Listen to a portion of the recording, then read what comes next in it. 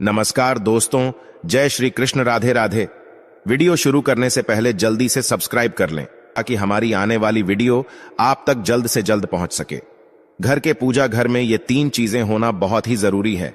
ऐसा घर हमेशा पैसों से भरा रहता है। अगर आपके पूजा घर में ये चीजें नहीं हैं तो आज ही जरूर रख लीजिए। इसी के साथ दोस्तों, इस वीडियो में हम जानेंगे कि पूजा करते समय कौन सी वो गलतियां हैं जो आमतौर पर सभी घरों में देखी जाती है और ये आपको कभी भी नहीं करनी चाहिए, वरना इससे देवी देवता आपके घर में नहीं वास करते। तो पूरी जानकारी के लिए इस वीडियो को अंत तक जरूर देखिएगा। दोस्तों, सच्ची श्रद्धा से कम इसमें जरूर लिखें हर हर महादेव, राधे राधे। दोस्तों, वास्तुशास्त्र के अनुसार घर में सुख, समृद्धि और ऐश्वर्य की प्राप्ति के लिए हमारे पूजा घर में इन 3 चीजों का होना अत्यंत जरूरी है। ये 3 चीजें अत्यंत पवित्र मानी गई हैं। इन्हें पूजा घर में रखने से ही घर में सकारात्मक ऊर्जा का संचार होता है, जिस कारण से घर परिवार में सुख शांति बनी रहती है और परिवार के सदस्यों को हर कार्य में सफलता मिलती है। तो दोस्तों, चलते हैं और सुनते हैं गुरुजी से कि वो क्या कहते हैं इसके बारे में।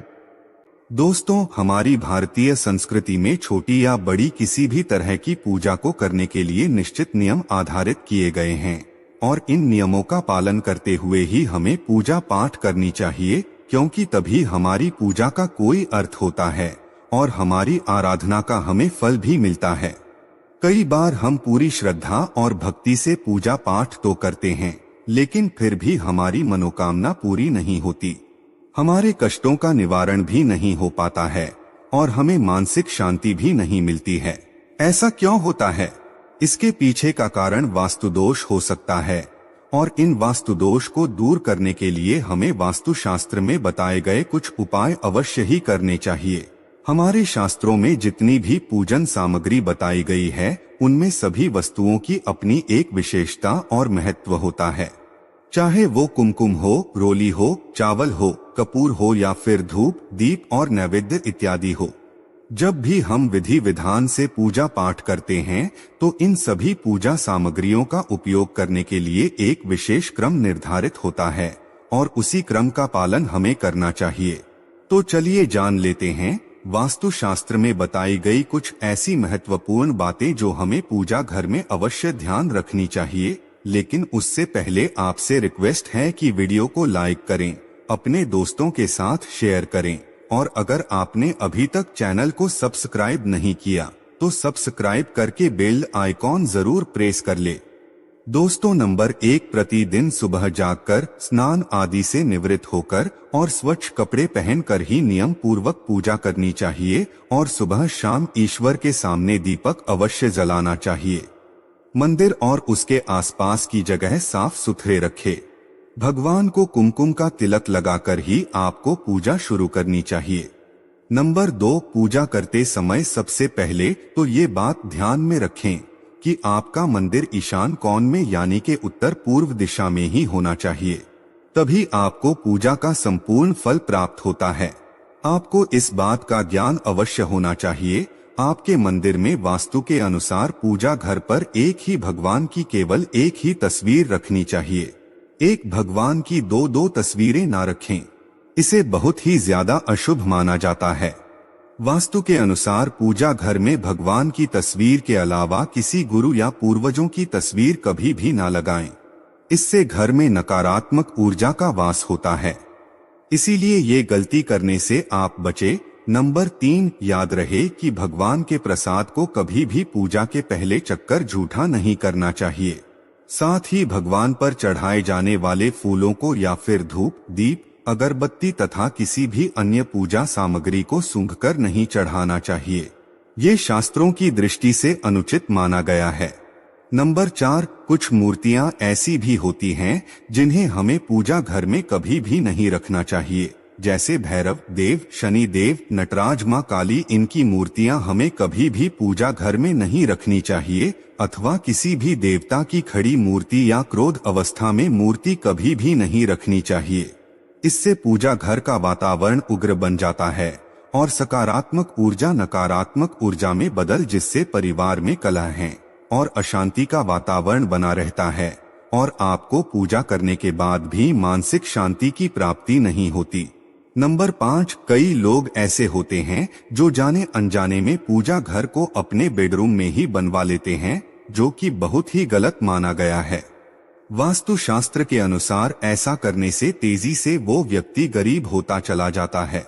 इसीलिए ऐसा करने से बचना चाहिए, क्योंकि अगर पूजा घर आपके बेडरूम में होगा तो उसकी पवित्रता भंग होती है। अगर आपको किसी भी कारणवश मजबूरी में अपने बेडरूम में ही पूजा घर बनाना पड़े, तो ऐसे में पूजा घर पर लाल रंग का पर्दा लगा लें और रात को सोने से पहले पर्दा जरूर कर लें।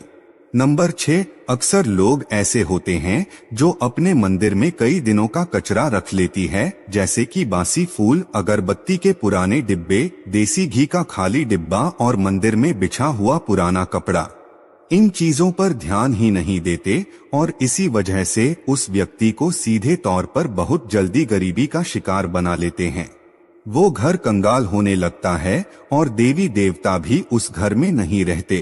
इसलिए इन चीजों पर ध्यान दें और धन की देवी महालक्ष्मी को प्रसन्न करें।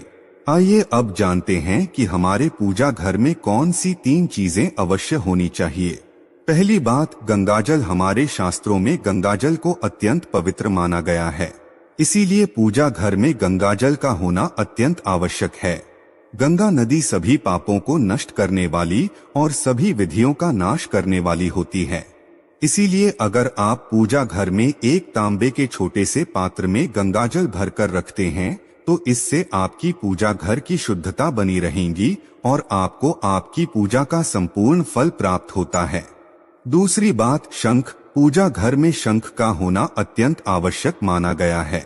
शंख से निकलने वाली ध्वनि से संपूर्ण घर का वातावरण पवित्र हो जाता है। शंख से निकलने वाली ध्वनि सकारात्मक ऊर्जा का संचार करती है, जिसे सुनने मात्र से व्यक्ति के मन से सभी प्रकार के पाप और दोष नष्ट हो जाते हैं और व्यक्ति उन्नति के पथ पर चलने लगता है। इसीलिए घर में नित्य शंख की ध्वनि अवश्य ही करनी चाहिए। इससे नकारात्मक ऊर्जा का नाश होगा। तीसरी बात, कलश। शास्त्रों में कलश को पूर्णता का प्रतीक माना गया है।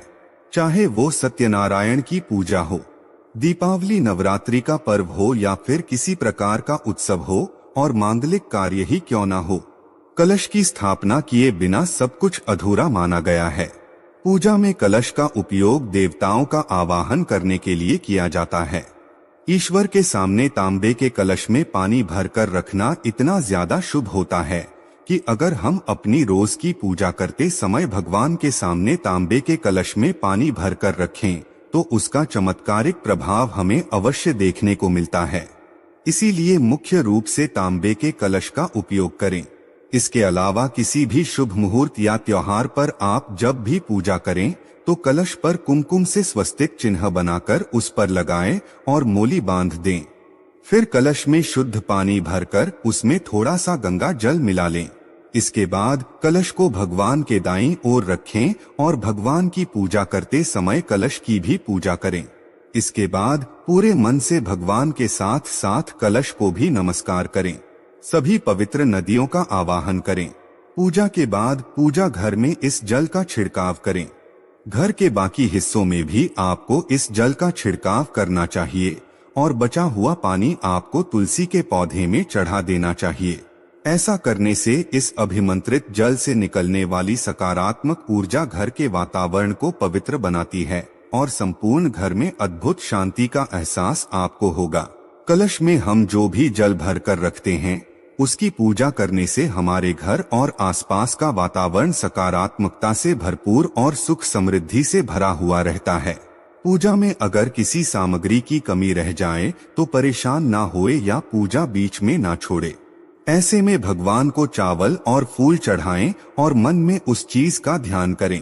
प्लास्टिक की बोतल में या किसी भी अपवित्र धातु के बर्तन में गंगाजल नहीं रखना चाहिए। अपवित्र धातु जैसे एल्यूमिनियम और लोहे के बने बर्तनों का आपको पूजा के लिए इस्तेमाल नहीं करना चाहिए। गंगाजल तांबे के बर्तन में रखा जाना बहुत ही ज्यादा शुभ माना जाता है। केतकी का फूल शिवलिंग पर अर्पित नहीं करना चाहिए। किसी भी पूजा में मनोकामना की सफलता के लिए दक्षिणा अवश्य चढ़ानी चाहिए। माँ लक्ष्मी को विशेष रूप से कमल का फूल अर्पित किया जाता है। इस फूल को 5 दिनों तक जल छिड़क कर पुण्य चढ़ा सकते हैं। हमेशा इस बात का ध्यान रखें कि कभी भी दीपक से दीपक नहीं जलाना चाहिए। शास्त्रों के अनुसार जो व्यक्ति दीपक से दीपक जलाते हैं वो रोगी होते हैं। घर के मंदिर में सुबह और शाम को दीपक अवश्य जलाएं। एक दीपक घी और एक दीपक तेल का लगाना चाहिए। पूजा में दीपक सही जगह रखना बहुत ही आवश्यक है।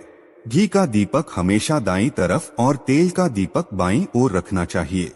जलपात्र, घंटा, धूपदानी जैसी चीजें हमेशा बाईं तरफ रखनी चाहिए। तो दोस्तों, ये वीडियो कैसा लगा हमें कमेंट में जरूर बताएं। इस वीडियो को लाइक करें, अपने दोस्तों के साथ शेयर करें और हमें सब्सक्राइब करना ना भूलें।